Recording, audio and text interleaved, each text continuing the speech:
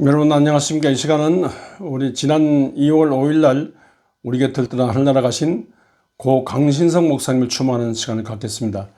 강 목사님은 아버지 강주원 목사님의 자제로서 1938년에 광주에서 나시고 광주에서 고등학교 졸업하시고 그 다음에 한신대학 아버님의 뜻을 받들어서 한신대학에 입학하셔서 대학과 대학원을 졸업하셔서 목사가 되셨습니다.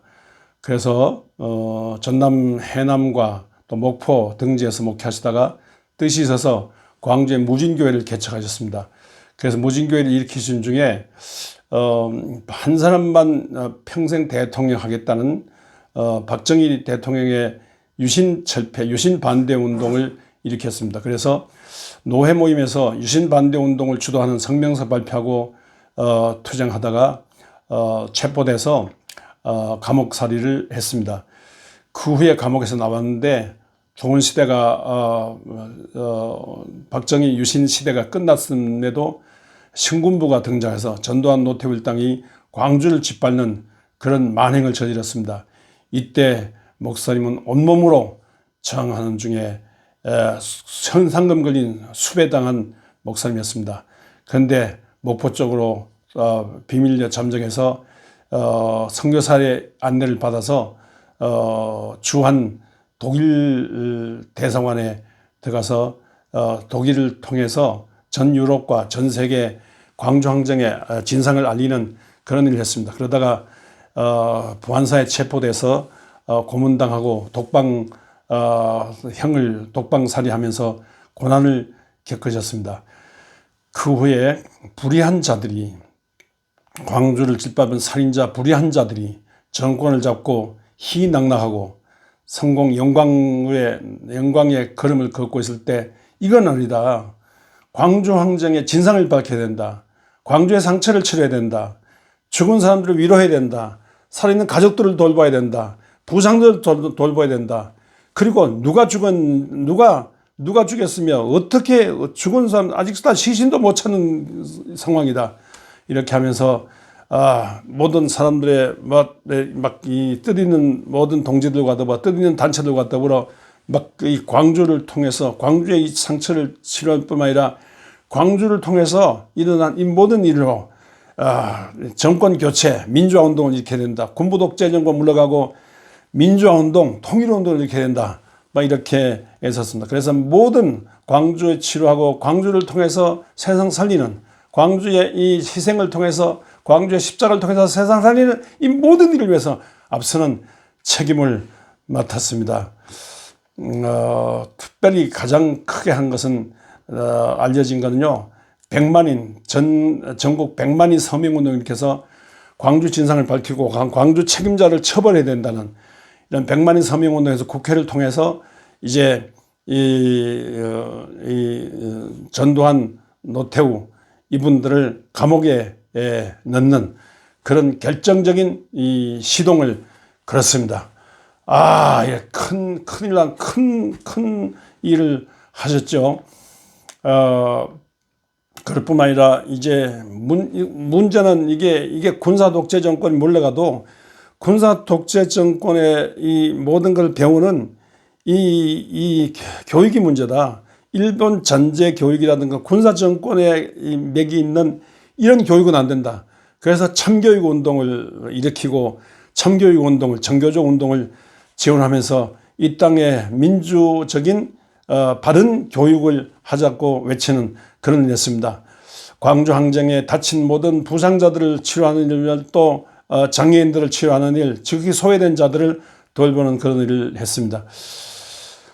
한 번은 제가 집에 있는데 강 목사님이 원주에 오셨다는 거예요. 그래서 이 목사님 어떻게 오셨냐 그 갔더니만 이제 병원으로 가세요. 그래서 원주에 오산동에 있는 육군 후송병원이에요. 갔더니만 이 얘기하다가 저를 끌어안고 막 울어요. 저보다 한 10년 선배신데 막 울어요. 그 자제분이 전방위 근무하다가 속초 저쪽에 전방위 근무하다가 어디 지뢰를 밟았대요. 바닷가에서. 그래서 아들이 다쳤어요. 그래서 얘기하다가 나를 보고 울더라고요.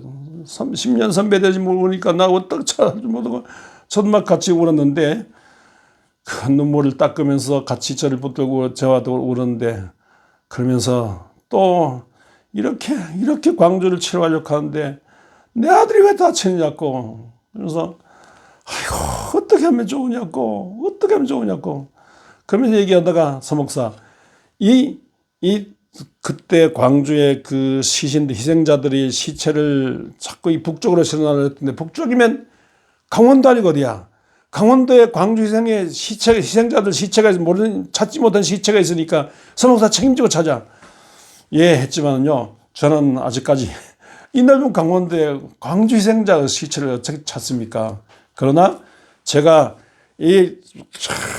많이 광주를 목사님 생각으로 광주를 기도하고 저도 성명서 내고 광주 항쟁 진상을 밝히고 책임자들 물러가라고 대모하고 그런 일을 교회 안에서 또 원주 기독교 교회협의회 통해서 인권평화운동을 통해서 이런 일을 했습니다. 이렇게 목사님은 이렇게 어떻게 하든지 이 억울하고 원통한 이런 이 희생자들 생각하면서 목사님은 이렇게 늘 투쟁을 하시고 헌신하셨습니다. 그러다가 이제 제가 어떻게 제가 총회장 할 때인가 또 무슨 모임이었던가 평양을 가게 됐어요. 그래서 평양 가니까 목사님 일행이 있습니다. 그 함세용 신부님도 그때 제가 가까이 모시고 강신성 목사님을 모셨는데 목사님이 광주 항쟁에 대한 제가 질문을 했더니 그 광주 항쟁의 모든 얘기를 하시는 중에 가장 보람된 일이 계엄연군이 막 광주를 점령할 때 그때 학생 청년들을 모아가지고 조직하고 또 이 가두방송하도록 야밤에 가두방송하더라도 막 광주를 깨운 겁니다. 시민 여러분 잠자는데 죄송합니다. 계엄군이 우리를 짓밟고 해서 쳐들어오고 있습니다. 광주를 살려야 됩니다. 광주 시민을 살려야 됩니다. 우리를 살려야 됩니다. 우리가 살아야 우리 나라가 삽니다. 전 세계가 삽니다. 시민 여러분 도와주십시오. 이렇게 막 가두방송하도록 했는데 그로 인해서 훨씬 더 광주 시민들이 막 몰려드는 광주 전체가 들끓는 그런 광주 항쟁이 됐다는 거. 그러면서 많은 보람을 느끼시더라고요. 그때 제가 목사가 개인적으로 따는 것도 중요하지만 개인적으로 항상 말씀을 전해주고 기도하고 능력받고 말씀을 전하는 게 중요하지만 목사가 모든 성도들을 막 무장시켜서 정치, 경제, 교육, 사회, 문화, 지방 영역에 영향을 줘야 되겠구나. 목사님이 청년들을 훈련해가지고 광주 시민들에게 메시지를 줬듯이 목사가 정말 이 시대에 일파만파 한나라 운동을 일으키는 이 제사적인 사랑만 전할 게 아니라 예언자적인 이 정의도 전하면서 세상을 바르게 해야 되겠구나. 이런 것을 깨닫게 됐습니다. 여러분 성령 충만 받는 게 중요합니다. 건강이 중요합니다. 공부 많이 하는 게 중요합니다. 돈 많이 버는 게 중요합니다. 성공하는 게 중요합니다. 성공하는데 바르게 성공해야 돼. 바르게. 정의가 되잖아요. 정의로운 사회. 이 거짓 사회, 불의한 사회가 돼. 거짓 사회가 되어서 안 되고 진실하고 정의로운 사회가 되잖아요.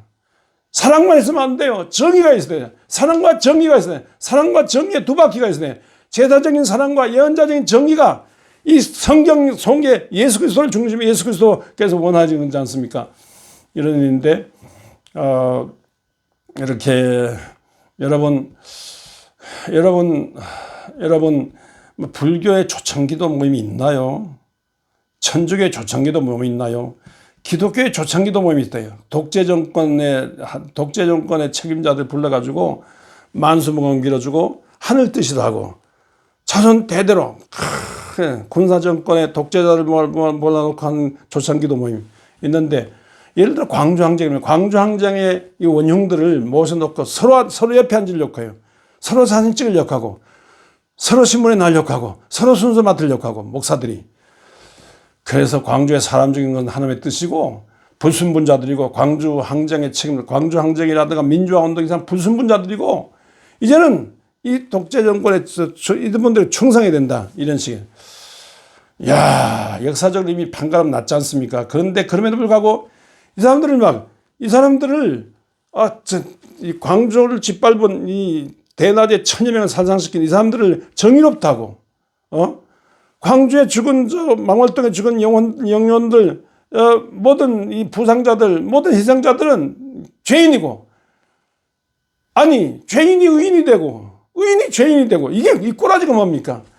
이걸 제대로 구분해주고 바로 제대로 정의를 외치는, 고난을 겪으면 좁은 길을 걸으면 고난을 겪으면서 정의를 말해주는 교회가 되는데, 이 교회가 이걸 못해요. 특히 대형 교회를 중심해서 조창기도 하면서 이걸 못해. 이걸 못하면서 정의를 이걸 못하면 그리스도를 전하니까 가짜 그리스도지 않습니까? 성령 충만만 중요해요. 성공하는 게, 축복받는 게 중요해요. 교회 부흥발전 되는 건 중요해요. 교회 크게 짓는 건 중요해요. 그러나 바르게 믿어야 돼요. 정의롭게. 정의가 없는 기독교가 무슨 기독교입니까? 그래서 사순절 있는 것이고, 우리 목사님 십자가 지고 바른 길을 걷는 거. 바른 길은 나라와 민족을 위해서 바른 길을 걷는 거. 바르게 보고 바르게 판단하고 바르게 말하고 바르게 바른 길을 가. 하늘이 원하는 바른 길을 걷어. 그래서 조상 앞에 부끄럽지 않고 호수 앞에 부끄럽지 않은 정의로운 그런 예수 신앙을 우리 가져야 되겠습니다.